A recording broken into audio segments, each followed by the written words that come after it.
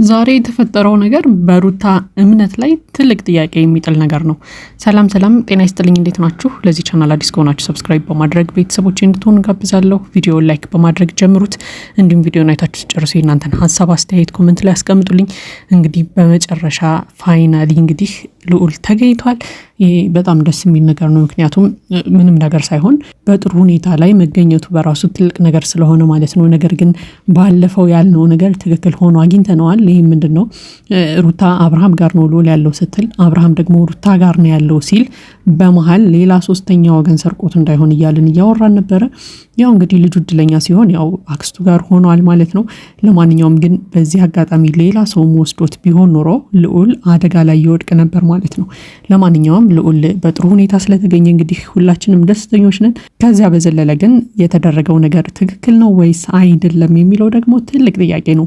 ይህንን ነገር ሩታ ታውቃለች አታውቅም የሚለውም ትልቅ ጉዳይ ነው። ምክንያቱም ያው ትላንትና ሩታ እንግዲህ ራሷ ስትናገር እንደነበረው ምንም ነገር እንደማታውቅ ነበረ ስትናገር የነበረው። ገነትም እንግዲህ በቃ እኔ የወሰድኩት እያስፈራሮች ስለነበረ ልዑልን እንወስዳለን እያሉሽ ስለነበረ እንዳይወስዱት ፈልጌ ነው የወሰድኩት፣ ስለዚህ አውቄ ነው የደበኩት እያለቻት ነበረ። እንደውም ጭራሽ ሩታ ወደ ፍርድ ቤት ወደ ፖሊስ ጣቢያ ባትሄድ ኖሮ ራሱ ልጁን ለማምጣት እንዳላሰበችው ስትናገር ሰምተናል ማለት ነው። ገነት በግል ይህንን የማድረግ መብት አላት የላትም? እናትና አባቱ እያሉ ልጁን በዚህ ልክ ይዛ መሄድ መጥፋት ትችላለች ወይ? መብቷ ነው ወይ የሚለው ደግሞ ሌላ ጥያቄ ነው። ምክንያቱም እናትና አባት ባለበት እሷ ሶስተኛ ወገን ሆና ልጁን ኃላፊነት ወስዳ መውሰድ በራሱ መብት ያላት አይመስለኝም፣ እኔ እንደግል ማለት ነው። ምክንያቱም የመጀመሪያው ባለመብት በልጁ ላይ እናትና አባት ስለሆኑ ማለት ነው። ስለዚህ ወይ ደግሞ መውሰድ ብትፈልግ እንኳን አሳውቃ ነበር መውሰድ ያለባት ብዬ አስባለሁ። ለማንኛውም ግን እስኪ ሩታ ታውቃለች አታውቅም ወደሚለው ሀሳብ ከመግባታችን በፊት አንዳንድ ነገሮችን እናንሳ። ምክንያቱም ባለፈው ሩታ እርግጠኛ ሆና ነበር አንዳንድ ነገሮችን ስትናገር የነበረው። የልጄ ሞግዚት ነግራኛለች፣ ቡዜ ይዛው እንደሄደች ነግራኛለች፣ ቡዜ ናት ይዛው የሄደችው ብላኛለች እያለች እንግዲህ በተደጋጋሚ ስትናገር ሰምተን ነበር ሩታን። እንግዲህ ያ ነገር ሳይሆን ቀርቷል። እውነት የሩታ ሞግዚት ቡዜን እና ገነትን ለይታ አታውቅም ወይ? ቡዜስ ከዛ ቀን በፊት ሩታ ቤት ሄዳ አታውቅም ወይ? ቡዜ ማን እንደሆነች የሩታ ሞግዚት አታውቅም ወይ? ይሄ ሌላ ጥያቄ ነው። ምክንያቱም ሞግዚቷ እነ ቡዜ እንደወሰዱት ስትናገር ከነበረ ቡዜን አታውቃትም ማለት ነው። ወይ ደግሞ እየዋሸች ነበረ ሞግዚቷ ማለት ነው። ወይ ደግሞ ሩታ እየዋሸች ነበር ማለት ነው። ይሄ ሶስቱ ነገር ነው የሚያጠራጥረው ማለት ነው። ምክንያቱም እነ ቡዜ ከሆኑ ወሰዱት የተባለው ዛሬ ልጁ የተገኘው ገነት ጋር ነው። ስለዚህ ወይ የሩታ ሞግዚት ዋሽታለች ወይ ሩታ ዋሽታለች ማለት ነው። ከሁለት አንዱ ዋሽተዋል። እንደግል ግን እንግዲህ ገነት ምንድነው ስትል የነበረው እንዳይወስዱት ፈልጌ ነው እና አብርሃም እያስፈራሮች ስለነበረ እነ ቡዜም እያስፈራሮች እንወሰደው እያሉች ስለነበረ እንዳይወስዱት ፈልጌ ነው ልጁን የወሰድኩት እያለቻት ነበርና ያን ነገር እኮ ለሩታ ነግራት ማድረግ ትችል ነበር። በቃ ሩታን እኔ ጋር ይሁን ልዑል እኔ ያለሁበትን ቦታ ማንም ስለማያውቅ እያለች ትላንትናም ስለሰማናት ማንም ስለማያውቅ ያለሁበትን ቦታ እኔ ጋር ይሁን ብላ ለሩታ ለምንድነው ነግራት ያልሄደችው? ለምንድነው ከሩታ መደበቅ የፈለገችው ገነት? እውነት ሩታ ይህንን ነገር አታውቅም የሚለው ደግሞ ሌላ ጥያቄ ነው። እንግዲህ ያው እነ አብርሃም ባለፈውም እንግዲህ እየተናገሩ እንደነበረው በስም ማጥፋት እንከስሻለን እያሏት ነበር ሩታን። ትላንትናም እንግዲህ እና አብርሃም የፍርድ ቤት ማዘዣ ወረቀት ስለመጣልን ግዴታ እንሄዳለን፣ ስለዚህ አንቺም ትሄጃለሽ እያሉ ሲጠይቋት ነበረ። ሩታም እንግዲህ ለመሄድ ፈቃደኛ አልሆነችም መጨረሻ ላይ እና አብርሃም እንግዲህ ለመክሰስ ይሁን እንግዲህ ሲሄዱ አይተናል ማለት ነው። ለማንኛውም ግን ሩታን መክሰስ ይችላሉ አብርሃም?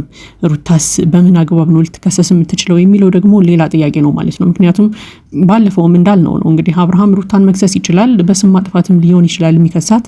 ከዚያ በዘለለ ግን ከባድ ነገርም ሊያነሳባት ይችላል አብርሃም የሚል እምነት አለኝ። እሱ ምንድነው ልጅ ያለበት ቦታ አስተማማኝ አይደለም፣ ማንም ሰው በማንኛውም ሰዓት መጥቶ ሊሰርቀው ይችላል ብሎ ሊከሳቱ ላይ ይችላል አብርሃም። ምክንያቱም እናቱ ጋር ከሆነ በኋላ ሩታ በራሷ አንደበት ባለፈው ስትናገር ምንድነው የሰማነው? በይት እየመጡ ሞግዚቷን የሚያስፈራሯት ሰዎች አሉ፣ ልጁን እንወስዳለን እያሉ የሚያስፈራሯት ሰዎች አሉ ስትል ነበር። ስለዚህ ማንኛውም ሰው ሊወስደው ይችላል ማለት ነው። ባለፈው እኛ ራሱ ያልነው ይሄንን ነው። አብርሃም ጋር ነው ያለች ሩታ ስትዘናጋ፣ አብርሃምም ሩታ ጋር ነው ያለ ሲዘናጋ በመሃል ሶስተኛ ወገን ነው የሰረቀው። ገነት ናት ወስደው የተገኘችው። ስለዚህ በገነት ቦታ ደግሞ ሌላ ቢሆንስ፣ ሌላ ሰው ቢሆንስ፣ ሌላ ጥላታቸው ቢሆንስ ይዞት ሄደው ይህንን ልጅ። ስለዚህ አሁንም ቢሆን ልዑል አስተማማኝ ቦታ ላይ አይደለም ያለው፣ አስተማማኝ ስፍራ ላይ አይደለም ያለው፣ ለደህንነቱ የሚያሰጋ ቦታ ላይ ነው ያለው ማለት ነው። ነገ ማንኛውም ሰው መጥቶ ደግሞ እንደዚሁ ሊይዞት ሊሄድ ይችላል። ስለዚህ አብርሃም ሩታን በዚህ አግባብ ሊከሳት ይችላል። በቃ ልጄን እኔ ጋር ነው ማሳደግ የምችለው፣ አሁን ያለበት ቦታ ደህንነቱ የተረጋገጠ አይደለም ብሎ አብርሃም ከከሰሰ ምናልባት ሩታ ልጇን የምታጣበት ደረጃ ላይ ራሱ ልትደርስ ትችላለች የሚል እምነት አለኝ። ለማንኛውም ግን እውነት ሩታ እስከዛሬ ድረስ ልዑል እያለ ሆነ ብላ እና አብርሃምን ለማሳሰር ከሆነ የከሰሰችው እና አብርሃምን እንደሚሉት እንግዲህ ሆን ብለሽ ነው እኛን የከሰሽን፣ እኛን ለማሳሰር ፈልገሽ ነው ምናምን እያሏት ነበርና ያንን ነገር አስባ ከሆነ ሩታ ያደረገችው ይሄ በጣም ከባድ ጥፋት ነው ማለት ነው። ለማንኛውም ግን ሩታም ካላወቀችና ገነትም ራሷ ከሆነች ይሄንን ነገር ያደረገችው ደግሞ ገነት ራሷ ጥፋተኛ ናት። ምክንያቱም በልዑል እንደዚህ የማድረግ መብት ስለሌላት ማለት ነው። ልዑልን ከእናትና ከአባቱ ነጠላ የመውሰድ መብት የላትም። አክስት ብትሆንም የፈለገ የስጋ ዘመድ ብትሆንም ልጅን ከእናትና ከአባት ሰርቃ መውሰድ ግን አትችልም።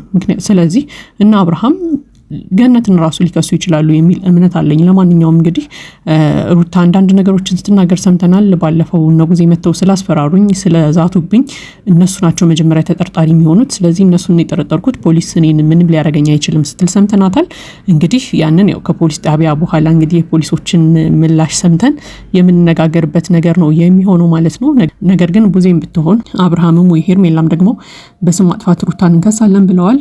የመክሰስ መብት አላቸው። ነገር ግን ይህንን ነገር አድርገው የባሰ በመካከላቸው መቃቃርን ከሚፈጥሩ ግን ነገሮችን ረገብ አድርገው ቢያልፉት የተሻለ ነው የሚል እምነት አለኝ።